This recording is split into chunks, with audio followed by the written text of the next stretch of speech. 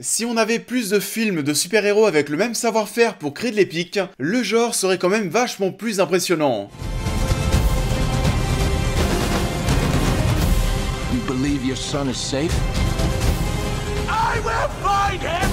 Bonjour à tous, on se retrouve en ce samedi matin, on continue les critiques d'anciens films. Après être revenu sur des films de Christopher Nolan, mais aussi sur Gladiator, je me suis dit qu'on allait revenir encore une fois sur des films de super-héros, après la trilogie Dark Knight de Nolan, mais aussi tous les Spider-Man dont on a parlé. Et on va revenir cette fois-ci sur le DC Universe qui a fait couler beaucoup d'encre. Il y a déjà les critiques d'Aquaman et de Shazam qui sont disponibles sur la chaîne. Ça va nous permettre du coup de compléter le tout. Il n'y aura pas que des critiques positives.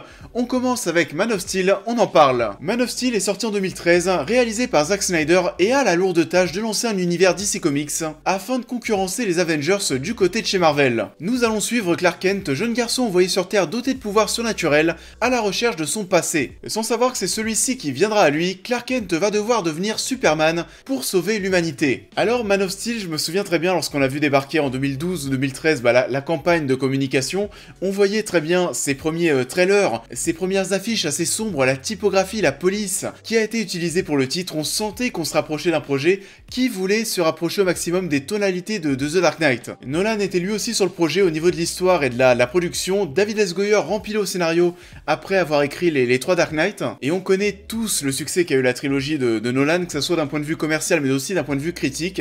On a voulu aussi proposer quelque chose de différent par rapport à ce que faisait Marvel, où là tu voyais très bien que d'un point de vue marketing on partait sur quelque chose de plus cool, de plus coloré, en gros quelque chose de plus grand public et plus accessible.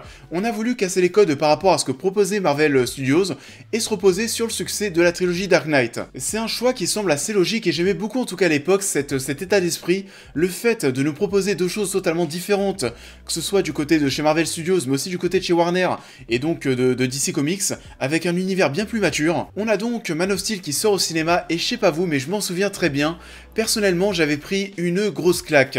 Je me souviens qu'à la sortie de la salle, je sortais de mon premier visionnage. Man of Steel ça sort entre Iron Man 3 que j'avais pas trop kiffé, pareil au niveau de l'humour c'est vrai que j'avais pas trop accroché, et ensuite derrière il y a eu Thor le monde des ténèbres, donc autant vous dire qu'à la sortie de ma séance de cinéma de Man of Steel, quand je voyais ça et quand je voyais que chez Warner on essayait de partir sur un univers avec les mêmes tonalités que The Dark Knight, je me suis dit que Warner et DC Comics allaient mais totalement bouffer Marvel. Mais il n'en reste que Man of Steel, c'était un super lancement d'univers, un super film aussi sur Superman. Pour continuer sur la comparaison avec le travail de Christopher Nolan sur les Dark Knight, Man of Steel, c'est un film, il y a deux choses que j'ai à reprocher à Man of Steel.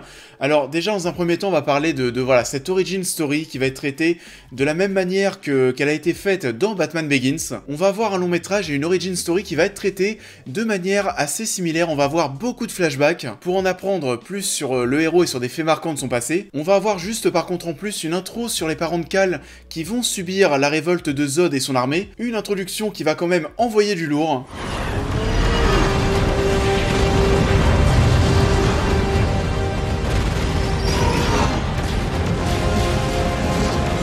Et le premier reproche que j'ai à faire à Man of Steel, oui, ça va être au niveau de ces flashbacks. Je crois que j'en avais déjà touché de mots dans ma critique de Batman Begins. Mais oui, dans ce Batman, on va aussi avoir des flashbacks. Le truc, c'est qu'il y en a seulement deux. Ils vont être certes plus longs, mais ils vont se concentrer sur deux périodes importantes de l'enfance de Bruce. La perte de ses parents, donc son traumatisme, mais aussi cette histoire de vengeance qui va permettre de poser ce dilemme entre vengeance et justice. Ce qui va être bien sûr le dilemme qui va le suivre ensuite, jusqu'à ce qu'il arrive à en faire la nuance et devenir Batman. Dans Man of Steel, les flashbacks, t'en as pas deux mais 4. Ce qui va nous donner une histoire qui va avoir pas mal de coups d'arrêt quant au déroulé de sa trame principale. Et là pareil, en revoyant le film, à partir du troisième flashback, t'es un petit peu en train de te dire... Ouais, ça devient relou. Le quatrième, c'est encore pire, tu vas voir même qu'il est assez osef, on va voir que Cal ne souhaite pas user de sa force pour terrasser les gens qui lui font du mal. Mais bon, ça on va déjà le voir en tout début de film dans sa version adulte, il n'y avait pas forcément besoin de revenir là-dessus. Oh.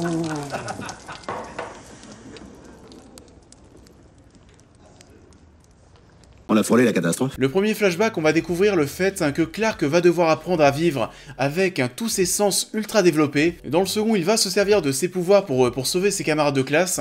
C'est des choses, tout ça, qu'on va retrouver plus tard, et le fait notamment que Zod soit de même impacté par ses sens, par le fait de gérer ses sens, lorsqu'il va se retrouver sur Terre. Et d'ailleurs, ça aussi, Michael Shannon, c'est très cool. Alors Michael Shannon est excellent, c'est très cool de le retrouver dans ce genre de film. Par contre, oui, son personnage n'est pas forcément ultra intéressant, c'est une brute de destruction. Ça n'en reste pas moins un bon premier antagoniste face à Superman, avec des pouvoirs quasiment égaux, mais l'un pour faire le bien, l'autre pour faire le mal. And now, I have no people.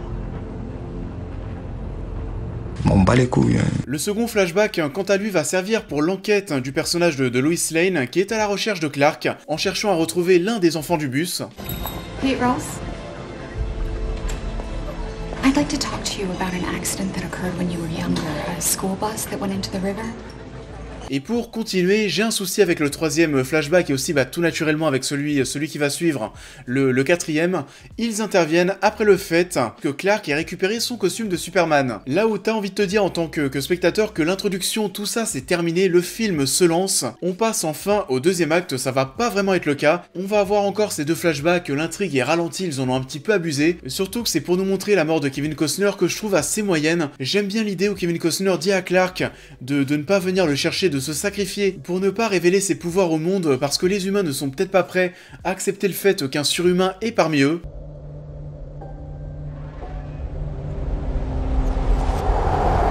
Par contre, c'est vrai, je sais pas trop, mais au niveau de sa mise en scène, avec cette histoire de grosse tornade, cette tempête qui va l'emporter, je suis pas non plus ultra convaincu par la forme. Tu te dis quand tu vois ça que Superman pourrait passer dans le tas, personne le verrait limite. Il pourrait, je sais pas, aller le chercher en courant et puis au cœur de la tempête, partir très loin, s'envoler avec lui. Personne n'y verrait que du feu. Donc voilà, en gros, au niveau du fond, je comprends ce qui a été fait et j'aime bien l'idée.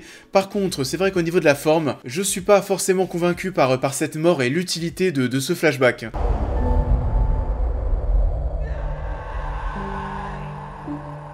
Bon, ensuite, après tout ça, après cette introduction de Clark Kent qui va prendre son temps, tous ces flashbacks qui stoppent continuellement le déroulé de l'histoire, on va parler de Zack Snyder parce que bon, là, Zack Snyder, il est en mode « Eh, Christopher et David, elle est bien mignonne votre histoire, mais c'est quand que ça se tape? C'est quand la bagarre ?» Et putain, il s'est fait plaisir sur la seconde partie de film, voire même un petit peu trop.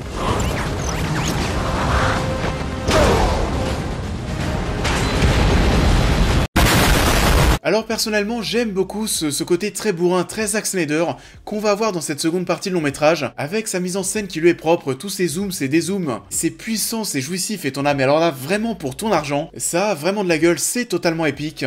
Le mec arrive à enchaîner beaucoup de plans qui visuellement arrivent à être très iconiques. Ce que je regrette un petit peu par contre, c'est que c'est vrai, durant la dernière heure de film, t'as quasiment plus que ça. À partir du moment où Zod va arriver sur Terre, on va avoir cette scène où Superman va se rendre qui est très cool. Ensuite, on va finir dans le vaisseau de Zod, ça va parler un petit peu, puis on part vraiment sur une bonne heure d'action, où alors là, on va quasiment faire exploser tout ce qui existe.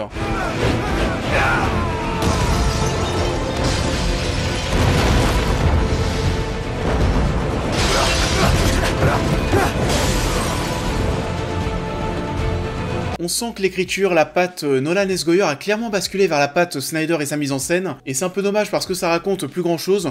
On va plus retrouver, vous savez, cette petite poésie qui pouvait très bien être associée à de l'épique. Je sais pas par exemple, mais tout le passage, on va découvrir Superman en costume, c'est certainement d'ailleurs mon passage favori du film. C'est ultra iconique, il sait comment filmer son héros.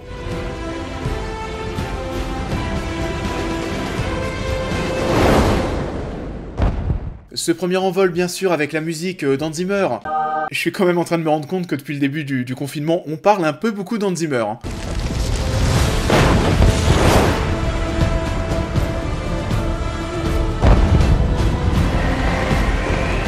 Autre point que je souhaitais aborder, c'est bien sûr le cast d'Henry Cavill.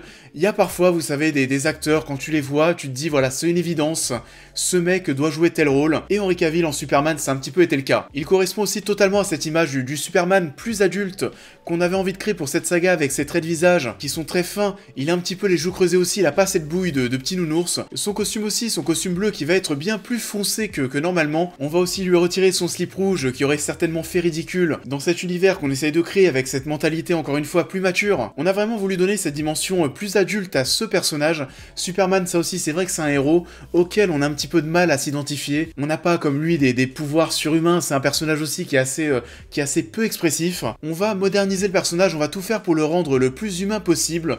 I grew up in Kansas, General. About as American as it gets. Et tu vois qu'il veut pas du tout être méchant, lorsqu'on lui fait du mal, il laisse couler, il garde tout ça au fond de lui, tu sens aussi qu'il y a une blessure interne qui se dégage de ce personnage parce qu'il sent qu'il est différent mais il ne sait pas pourquoi. Il est humble, il va avoir le cœur sur la main avec sa mère adoptive, mais aussi avec Lois. On est face à un Superman auquel on arrive à s'attacher, on n'est pas seulement face à un homme qui est surpuissant, mais aussi face à un mec qui vit cette surpuissance comme une mauvaise chose. Il va devoir en quelque sorte se mettre en retrait par rapport au reste du monde, le vivre comme une sorte de malédiction, et donc fatalement on va développer, nous en tant que spectateurs, de l'empathie pour ce personnage.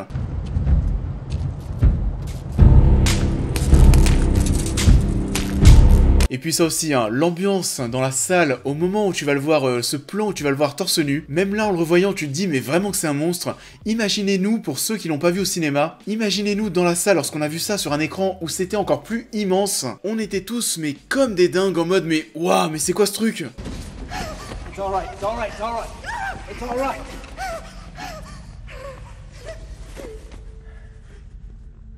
Est-ce que tu baises? En tout cas oui, vous l'avez compris, j'ai quand même pris une petite claque devant Man of Steel. C'est un super projet qui posait de bonnes bases pour lancer cet univers DC Comics. Henry Cavill fait carrément le taf. On va regretter néanmoins une trame narrative qui aurait pu être un petit peu plus fluide, et une seconde partie de long métrage qui aurait pu se résumer à autre chose que de l'action constante et bien bourrin. Mais on va pas s'en plaindre, on en a quand même pris plein la gueule, et c'est un film, un long métrage, qui à mon sens se classe bien au-dessus de la majorité des adaptations de super-héros. C'est même un peu sous-coté par rapport au MCU qu'on n'arrête pas de glorifier, mais on va pas se mentir, une très large majorité des films du Marvel Cinematic Universe n'arrivent pas à la cheville de Man of Steel, même si on essaye de proposer quelque chose de très différent. Et je pense aussi que c'est un film qu'on revoit malheureusement à la baisse, parce que ce qui a suivi ensuite n'était pas forcément à la hauteur. Ça peut rendre du coup Man of Steel un petit peu osef dans un sens, parce que son but principal c'était de lancer cet univers qui aujourd'hui n'existe plus, mais ça on en parlera plus en détail dans les prochaines critiques qui arrivent.